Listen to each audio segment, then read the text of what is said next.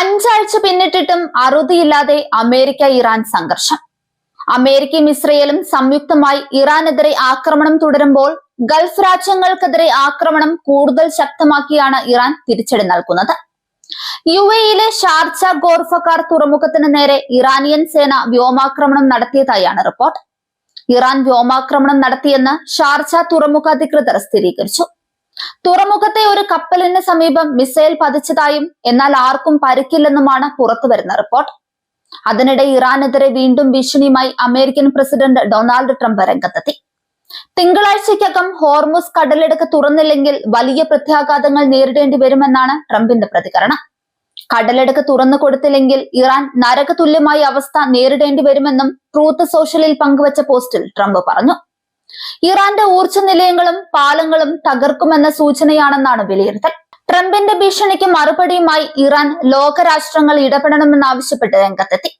ആക്രമണം കടുപ്പിക്കുമെന്ന US president Donald ട്രംപിന്റെ പ്രസ്താവനയ്ക്ക് പിന്നാലെയാണ് സംഘർഷത്തിൽ ലോകരാഷ്ട്രങ്ങളുടെ ഇടപെടൽ അഭ്യർത്ഥിച്ച് ഇറാൻ രംഗത്തെത്തിയത്.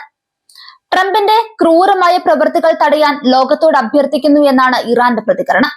എന്നാൽ പശ്ചിമേഷ്യയിൽ നിലനിൽക്കുന്ന അസ്ഥിരതയ്ക്കും അതിന്റെ ആഗോള പ്രത്യാഘാതങ്ങൾക്കും ഉത്തരവാദികൾ അമേരിക്കയും ഇസ്രയേലുമാണെന്ന് ഇറാൻ വിദേശകാര്യമന്ത്രി അബ്ബാസ് അരാഗ്ചി പറയുന്നുണ്ട്. പാകിസ്ഥാൻ വിദേശകാര്യമന്ത്രി ഇസ്ഹാഖ് ദാറുമായി നടത്തിയ ടെലിഫോൺ സംഭാഷണത്തിലാണ് അദ്ദേഹം ഇക്കാര്യം വ്യക്തമാക്കിയത്. രാജ്യത്തിന്റെ പരമാധികാരവും പ്രാദേശിക അഖണ്ഡതയും സംരക്ഷിക്കുന്നതിനായി ലഭ്യമായ എല്ലാ മാർഗങ്ങളും ഉപയോഗിച്ച് പോരാടുമെന്ന ഇറാന്റെ ഉറച്ച തീരുമാനം അദ്ദേഹം ചർച്ചയിൽ ആവർത്തിച്ചു. ഇറാന്റെ ഔദ്യോഗിക വാർത്താ ഏജൻസിയായ ഫാർസ് ആണ് ഈ വിവരം പുറത്തുവിട്ടത്. ഹോർമുസ് കടലിടുക്ക് വീണ്ടും തുറക്കുന്നതുമായി ബന്ധപ്പെട്ട് US പ്രസിഡന്റ് ഡൊണാൾഡ് ട്രംപ് നൽകിയ സമയപരിധി തിങ്കളാഴ്ച അവസാനിക്കാനിരിക്കെയാണ് ഇറാന്റെ ഈ കർശന നിലപാട്.